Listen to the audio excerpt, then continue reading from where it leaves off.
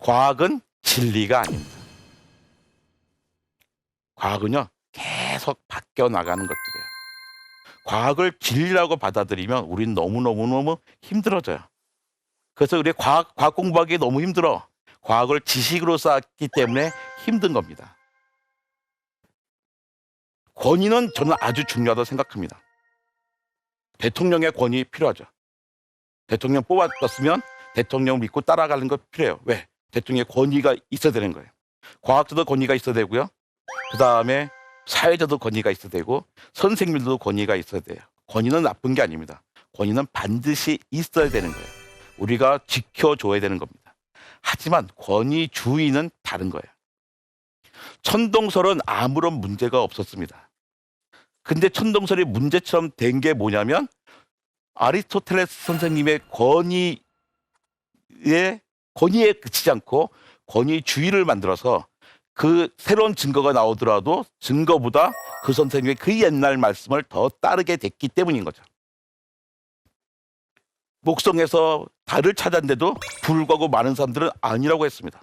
천동설을 계속 지동설을 주장하니까 브루노라는 사람은 불태워 죽여버렸어요.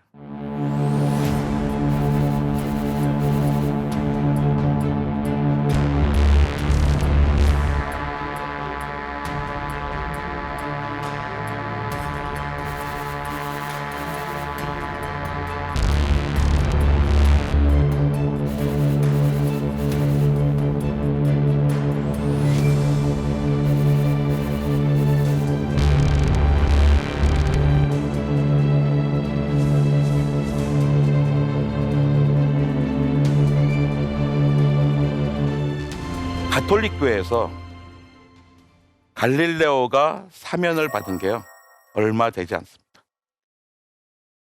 얼마 전에야 요한 바오로 교황 2세 거의 말년에 가서야 갈릴레오 후손들에게 사과를 해요.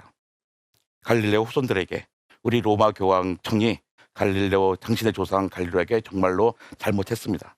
그 사람들에게 여러 가지 단죄를 했는데 알고 봤더니 갈릴레오 선생님 말씀이 맞았습니다. 근데 그 전까지 가톨릭 교회가 몰랐을까요? 21세기 될 때까지도? 그 전에 알았죠. 근데 자기 잘못을 시인하고 나면 자기네 권위가 떨어진다고 생각했던 거예요. 권위는 지켜져야 되지만 권위주의를 지키는 것은 아닌 거죠. 우리 과학을 하려면 끊임없이 토론하고 질문하고 싸워야 돼요. 과학자는요, 나이가 벼슬이 아닙니다. 노벨상을 받은 사람이 논문을 쓰잖아요. 그 논문 심사를 갖다가 동료들이 심사할 때 갓 박사학위를 받은 사람이 노벨상 수상자의 논문을 심사할 수도 있어요. 그래도 신랄하게 막 비판해서 보냅니다. 그 노벨상 수상자가 그 아주 또 꼼꼼하게 사실 이런 거고요, 막 해명을 막 해서 와야 되는 거예요.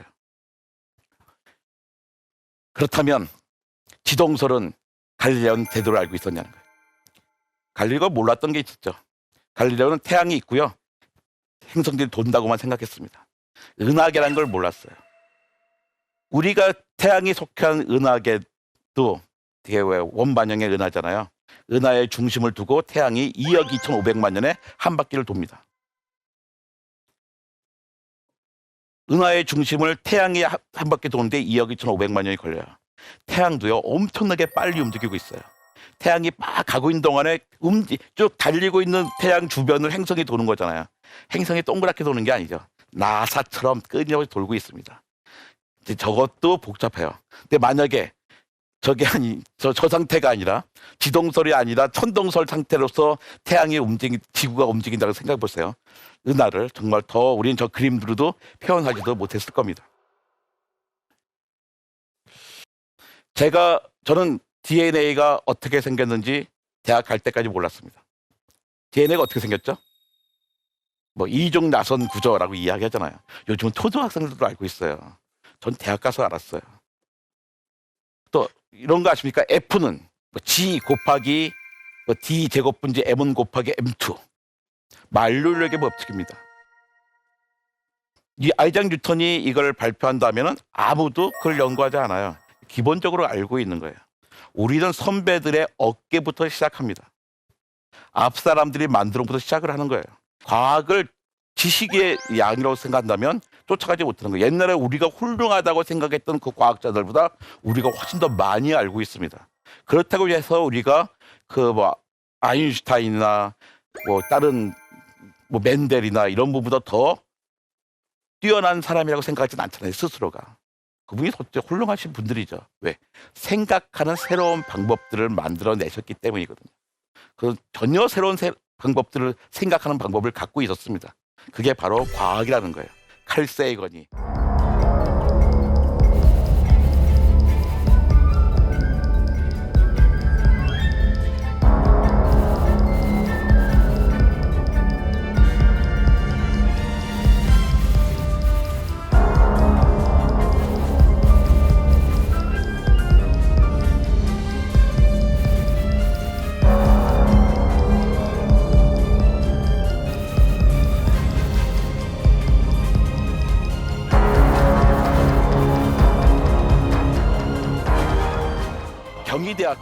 경희대학교 물리학과의 김상욱 교수님입니다. 양자 물리학자예요. 양자 물리학 되게 어렵잖아요. 저도 몰라요. 전혀 모르는데 어떤 양자 물리학을 세계에서 가장 쉽게 본인 주장으로 가장 쉽게 설명한다고 그냥 주장하신 분입니다. 근데 제가 봐도 가장 쉽게 설명하는 것 같아요. 근데 다 들을 때는 양자역학이 이런 거구나. 근데 듣고 났더니 이게 뭐지? 나 뒤돌아서면 모르겠어요. 뒤돌아서면 모르지만 어쨌든 양자역학이 이런 거고 그 어떤 것도 우리는 위치와 속도를 동시에 알 수는 없는 거고 열어보면 우리 보는 순간 그 위치는 달라져. 살아있는지 죽었는지 모르게 돼. 뭐 이런 것들이에요. 그러니까 되게 철학적이면서 수학적인데 어렵습니다. 근데 이분이 이렇게 말씀하셨어요. 과학은 세상을 대하는 태도라는 거예요. 아까 칼 세이건이 과학은 생각하는 방법이라고 했잖아요. 생각하는 방법을 과학적으로 갖게 되면 세상을 대하는 태도가 달라진다는 거죠. 그 중에 하나가 겸손함인 것 같아요. 과학자들은 그 누구에게도 자기의 오만함을 드러내지 못합니다. 왜냐하면 알거든요. 자기가 주장하는 게 결국에는 틀린 거라고 밝혀지는 게 그걸 알게 됩니다. 과학계에서 제일 선생님이 보기에 가장 좋은 귀여운 제자들은 어떤 사람들일까요? 뭐 많이 인물이 좀 다릅니다. 과학계에서는요. 처음에 귀여운 사람들이 뭐냐면 자기의 이론들을 풍성하게 해주는 새로운 증거들을 막 모아주는 제자들을 좋아해요. 너 이런 증거 만들었어? 내 이론이 맞다고? 그래 고마워. 막 했단 말이에요. 근데 어느 날 제자가 정반대. 선생님 이걸 찾았는데요. 알고 봤더니 선생님 이론은 아니 깡통입니다. 얘는 더 이상 선생님 이론 설명할 수 없는 게 나왔는데요. 선생님 이론을 버려야겠습니다. 한 제자가 최고의 제자입니다. 천동설을 계속 풍성하게 해줬었잖아요. 훌륭한 과학자들이에요. 근데 천동설이 지동설로 넘어가게 하는 순간 과학혁명이 났잖아요. 갈릴레오 정말 훌륭한 과학자죠. 멋진 과학자입니다. 근데 알고 봤더니 태양도 가만히 있는 게 아니라 은하계를 막 돌아다닌다는 거야. 이거 새로운 걸 만들어냈어요. 그건 더 멋진 새로운 우주 체계를 만들어낸 사람들이거든요. 자기께 언젠가는 틀렸다는 것이 밝혀지는 것을 너무나 잘 알기 때문에 과학자들은 겸손합니다. 나는 끝까지 우기지 않아요. 칼 세이건과 김상욱 선생님이 과학에 대한 소개만 하면 좀 그렇잖아요. 제 생각도 한번 이야기해 보겠습니다. 저는 이렇게 생각합니다. 과학이란 의심에 대한 잠정적인 답을 찾기 위한 과정이라는 거죠. 과학은 의심으로 시작합니다. 정말이야? 아닌 것 같은데? 의심하면 어떻게 돼요? 질문을 해야 되잖아요. 과학은 질문입니다. 질문하지 않으면 과학이 아닌 거예요. 학회에 가잖아요. 발표 시간 10분밖에 안 줘요. 10분 동안 논문을 발표해야 되는 거예요. 근데 질문 시간은 15분, 20분을 줘요. 그게 과학이거든요. 난 당신과 똑같이 생각하지 않아. 내 생각을 어떻게 생각해? 너도 한번 반론을 펴봐. 네 이야기를 해봐. 서로 왔다 갔다 하는 거죠. 그렇게 얼굴 붉히고 막 토론하다가 이 사람은 자기가 몇 년 동안 실험한 걸 갖고 왔는데 박수 쳐주면 좋겠는데 아니라고 생각하니까 얼마나 화가 나요. 하지만 막 이렇게 토론하지만 끝나고 맥주집 가면 그렇게 친하게 지내는 게 바로 과학자예요. 그래서 잠정적인 답을 찾는 과정입니다. 그 답이요. 정말 잠정적이에요. 의심을 했는데 공룡에게 털이 있을까? 어떤 사람들은 티라노사우루스가 시속 70km 달린다고 생각했어요. 어떤 사람은 시속 30km밖에 안 된다 그래요. 어떤 사람은 걸을 수밖에 뛰기는커녕 걷지밖에 못한다 생각해요. 다 다른 증거들이 있습니다. 거기서 하나씩 맞춤 퍼즐들을 찾아가야 되는 거예요. 알고 봤더니 많은 공룡들이 털이 있어서 새와 같은 모습을 갖던 게 보여주고 있단 말이에요. 공룡책들 다 바꿔야 돼요. 출판사가 제일 좋아요. 새로운 거 나오면 책 다시 새로 이제는 만들어야 되기 때문이죠.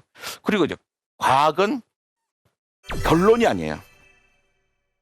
어떤 의심에 대한 답을 찾아서 결론을 만든 게 아닙니다. 그냥 과정일 뿐이에요. 오늘 생각한 것들이 오늘 생각해서 얻은 답은 잠정적에서 내일 달라지기 때문이죠. 과학이라는 건 의심에서 시작하거든요. 의심하지 못하게 하면요 사입이에요. 저희 어머니가 16층에 사세요. 근데 어머니 방에 갔더니 침대가 대각선으로 놓여 있는 거예요. 아니 어머니 왜 침대를 대각선으로 놔서 방을 좁게 만들었어요? 그러니까 내가 요즘 동사무소에서 수맥 잡기를 배우는데 저기 수맥이 이렇게 흐르지 않니 저기. 그래서 수맥이 흐르면 몸이 나쁘니까 여기다 침대를 수맥이 안 흐르는 쪽에 놔둔 거야. 그랬어요. 엄마 여기 16층인데 무슨 수맥이라 그래. 그래서 수맥 그런 거 어디서 들었어. 그러니까 야 너희 같은 과학자들이 뭘 안다 그러니 그런 거예요. 의심도 못할게요. 거기 선생님이 그랬대요. 수맥에 대해서 누가 뭐라는 사람이 있으면 그 사람 상대하지 말라 그랬던 거예요. 의심하는 사람들에게 소용이 없는 거다. 통하지 않는다. 믿는 사람한테만 해라는 거죠. 창조과학도 비슷한 겁니다. 창조과학이 뭡니까? 지금 이 우주에 있는 모든 것들이 기껏해야 6,000년에서 10,000년 전에 만들었다고 생각하는 거죠. 생명체들도. 태양도 6,000년 전에 생겼고 지구도 6,000년 전에 생겼고 사람도 6,000년 전에 생겼다는 거예요. 근데 지층에 보니까 저 아래 지층에 있는 화석들과 위에 있는 지층에 있는 화석들이 전혀 달라요. 시대도 수십억 년 차이가 나요. 하지만 이거 아니잖아요 물어보면 의심하지 말라니까 이렇게 이해하자는 거예요. 쓰여진 대로 믿어라고 한단 말이에요. 이럴 땐 사입인 거죠.